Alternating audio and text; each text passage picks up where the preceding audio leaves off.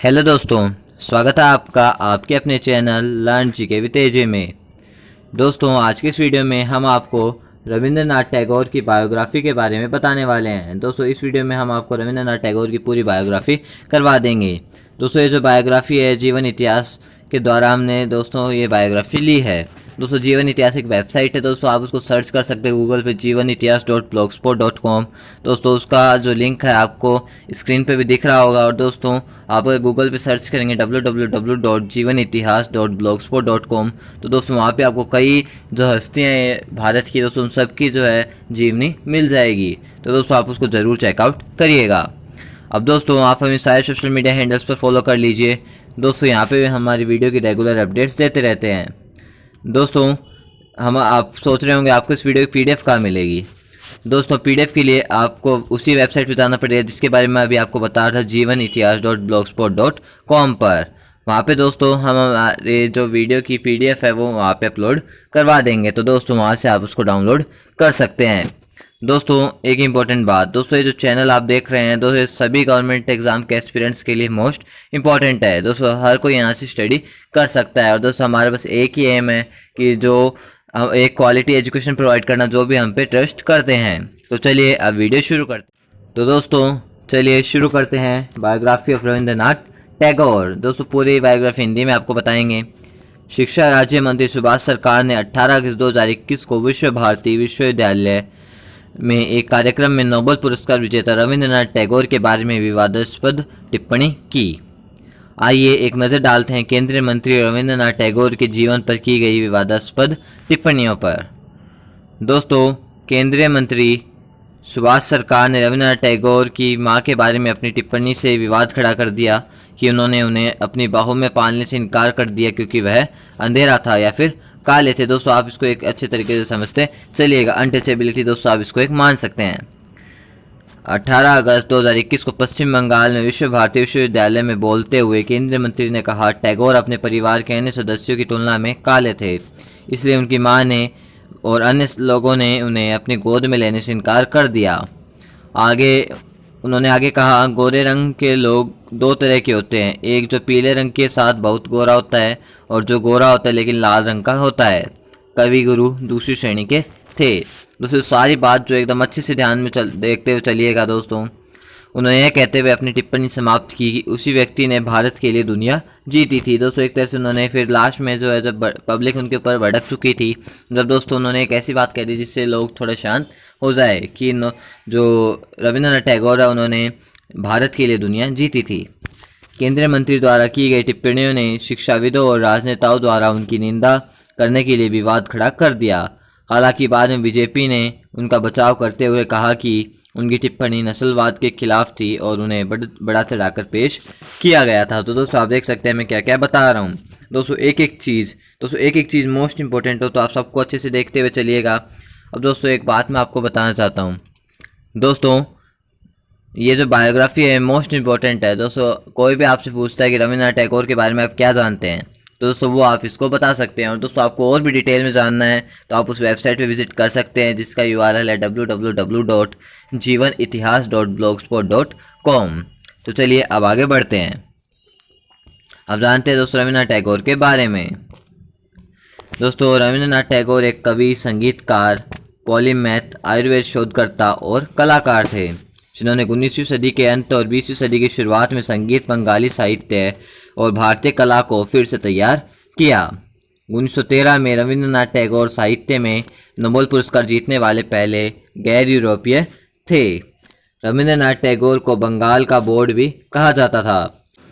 अब नेक्स्ट दोस्तों हमारी हेडिंग है रविंद्रनाथ टैगोर का जन्म, प्रारंभिक जीवन और परिवार और शिक्षा। तो चलिए आप देखते हैं। रविंद्रनाथ टैगोर का जन्म रविंद्रनाथ ठाकुर के रूप में 7 मई 1861 को देवेंद्रनाथ टैगोर और शारदा देवी के यहाँ कलकत्ता, बंगाल प्रेसिडेंसी, ब्रिटिश भारत जो वर्तमान में कोलकाता, पश्चिम बंगाल है, में हुआ था।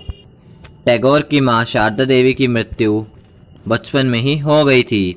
दोस्तों, यानी जो रविंद्रनाथ टैगोर जब बच्चे थे जब उनकी माँ का देहांत हो चुका था। और उनके पिता देवेंद्रनाथ टैगोर ने बहुत यात्रा की थी, इसलिए टैगोर को नौकरों ने पाला था। रविंद्रनाथ टैगोर के सबसे बड़े भाई द्विजेंद्रनाथ एक दार्शनिक और कवि थे। टैगोर के दूसरे भाई सत्येंद्रनाथ भारतीय सिविल सेवा में नियुक्त होने वाले पहले भारतीय थे। उनके भाई ज्योतिरिंद्रनाथ एक संगीतकार थे, संगीतकार और नाटककार भी थे, जबकि उनकी बहन स्वर्ण कुमारी एक उपन्यासकार थी। आगे देखते हैं। रविंद्रनाथ के भाई हेमेंद्रनाथ ने उन्हें शरीर रचना विज्ञान, भूगोल और इतिहास, साहित्य, गणित, संस्कृत और अंग्रेजी पढ़ाया।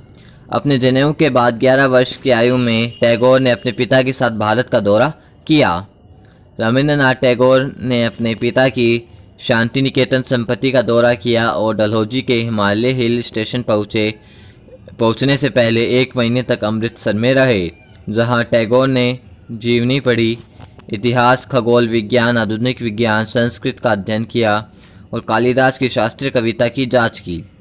टैगोर अमृतसर के स्वर्ण मंदिर में गाए गए गुरबानी और नानक बानी से अत्यधिक प्रभावित थे। 1882 में टैगोर ने बंगाली भिखारिणी में एक लघु कहानी के साथ अपनी शुरुआत की। 1878 में रविंद्रनाथ टैगोर ने खुद को इंग्लैंड के एक पब्लिक स्कूल में नामांकित किया, क्योंकि उनके पिता चाहते थे कि वह एक बैरिस्टर बने। टैगोर ने यूनिवर्सिटी कॉलेज लंदन में कानून पढ़ा, लेकिन फिर से स्वतंत्र रूप से अध्ययन करने का विकल्प चुना। उन्होंने शेक्सपियर के नाटक कैरियोलेंस एवं एंटनी और क्लियोपेट्रा और थॉमस ब्राउन के रिलीजियो मेडिसी को पढ़ा, जिससे उन्हें बहुत प्रभावित किया। 1880 में टैगोर बिना किसी डिग्री के बंगाल लौट आए और कविताओं, कहानियों और उपन्यासों का प्रकाशन शुरू किया। हालांकि उन्हें राष्ट्रीय स्तर पर कोई पहचान नहीं मिली, लेकिन बंगाल में मशहूर हो गए। नेक्स्ट दोस्तों हमारी हेडिंग है रविंद्रनाथ टैगोर की मृत्यु। दोस्तों 1937 के अंत में रविंद्रनाथ टैगोर होश खोने लगे और लंबे समय तक कोमा में रहे। 1940 में टैगोर फिर से कोमा में चले गए और फिर कभी ठीक नहीं हुए। वर्षों पुराने दर्द और लंबी बीमारी के बाद टैगोर का 60 वर्ष की आयु में अगस्त को निधन हो गया। रविंद्रनाथ टैगोर ने जिस हवेली में उनका पालन पोषण किया, उसी में अंतिम सांसें ली थी। तो सारे मोस्ट इंपॉर्टेंट फैक्ट तो आप याद करिएगा। नेक्स्ट हमारी हेडिंग है रविंद्रनाथ टैगोर व्यक्तिगत जीवन और उल्लेखनीय कार्य। दोस्तों 1883 में टैगोर ने मृणालिनी देवी, जो उस समय 10 वर्ष की थी, से शादी की और दंपति के 5 बच्चे थे। बचपन में ही 2 की मृत्यु हो गई थी। टैगोर ने शैलेदाह, वर्तमान में जो बांग्लादेश में है, में अपनी पैतृक संपत्ति का प्रबंधन शुरू किया और उनकी पत्नी ने अपने बच्चों के साथ उनके साथ जुड़ गई। 1890 में टैगोर ने अपनी सर्वश्रेष्ठ कविताओं में से एक मानसी का विमोचन किया। 1891 से 95 के दौरान टैगोर ने गल्पागुच्छा की आधी से अधिक कहानियाँ लिखी। 1901 में रविंद्रनाथ टैगोर शांति निकेतन चले गए, जहां उन्हें द मंदिर मिला, जो एक प्रायोगिक स्कूल था जिसमें पेड़, बगीचे और एक पुस्तकालय था।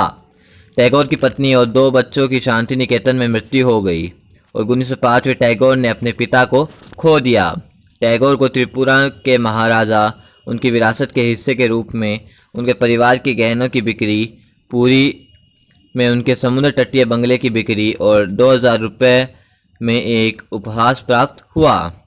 पुस्तक रॉयल्टी भी दोस्तों उनको प्राप्त हुई थी। 1901 में टैगोर ने नैवेद्य प्रकाशित किया और 1906 में उन्होंने खया प्रकाशित किया।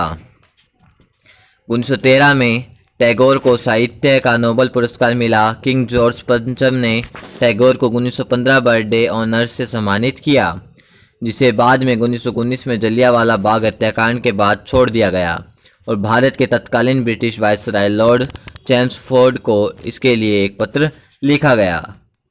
1919 में रविंद्रनाथ टैगोर को सैयद अब्दुल मजीद, जिन्हें कप्तान मियाँ के नाम से जाना जाता था, ने सिलहट जाने के लिए आमंत्रित किया था, जहां 5000 से अधिक लोग एकत्रित हुए थे। सैयद अब्दुल मजीद अंजुमन ए इस्लामिया के अध्यक्ष और उपाध्यक्ष थे। 1901 में टैगोर ने लियोनार्ड एल्महर्स्ट कृषि अर्थशास्त्री थे दोस्तों के साथ मिलकर ग्रामीण पुनर्निर्माण संस्था की स्थापना की, जिसे बाद में सुरूल में श्री निकेतन नाम दिया गया। टैगोर ने अपने ज्ञान को मजबूत करके भारतीय गांवों को लाचारी और अज्ञानता के बंधन से मुक्त करने के लिए भारतीयों और दुनिया भर से दान करना शुरू कर दिया। दोस्तों 1930 में टैगोर ने असामान्य जाति चेतना और अस्पृश्यता के खिलाफ व्याख्यान दिया। उन्होंने इन मुद्दों के खिलाफ अभियान चलाया, कई कविताएं लिखी और अंत में दलितों के लिए गुरुवायूर मंदिर के दरवाजे खोलने में कामयाब रहे। मई 1932 में रविंद्रनाथ टैगोर ने बेडौइन छावनी का दौरा किया, जहां आदिवासी प्रमुख बताते हैं कि पैगंबर मोहम्मद के अनुसार सच्चा मुसलमान वह है जिसके शब्दों और कार्यों से कम भाई पुरुषों को कभी भी कोई नुकसान नहीं हो सकता है। 1934 में बिहार में भूकंप आया और हजारों लोग मारे गए, जिसे गांधी ने कर्म कहा। टैगोर एक अलग दृष्टिकोण के थे और गांधी को उनके निहितार्थ के लिए फटकार लगाई। टैगोर ने कलकत्ता की गरीबी और बेंगा के पतन पर शोक व्यक्त किया, जिसे उन्होंने 100 पंक्तियों की कविता में लिखा था।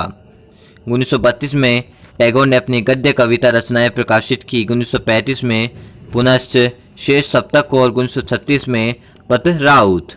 1914 में टैगोर ने अपने गद्य गीत और नृत्य नाटक रचनाएं चित्रा 1939 में श्यामा और 1938 में चांडालिका में प्रकाशित की। दोस्तों टैगोर के 3 उपन्यास प्रकाशित हुए। 1933 में दुई बॉन, 1934 में मलचा और 4 अध्याय। दोस्तों विज्ञान की ओर झुकाव के बाद रविंद्रनाथ टैगोर ने कहानियाँ लिखी। 1937 में से 1940 में टिन सांगी और 1941 में गल्पसाल्पा लिखी। अब दोस्तों आगे देखते हैं रविंद्रनाथ टैगोर द्वारा नाटक लिखे गए थे, जो उनके बारे में अपन थोड़ा अब जानते हैं। रविंद्रनाथ टैगोर ने अपने भाई के साथ 16 साल की उम्र में नाटक का अनुभव करना शुरू कर दिया था। 20 साल की उम्र में टैगोर ने अपनी पहली मौलिक नाटकीय रचना वाल्मीकि प्रतिभा लिखी। 1890 में टैगोर ने विसर्जन लिखा, उनका बेहतरीन नाटक था दोस्तों। 1912 में टैगोर ने डाकघर लिखा, जहां अमल ने अपनी भरी हुई और बचकानी सीमा को पार करते हुए अंततः सो गया।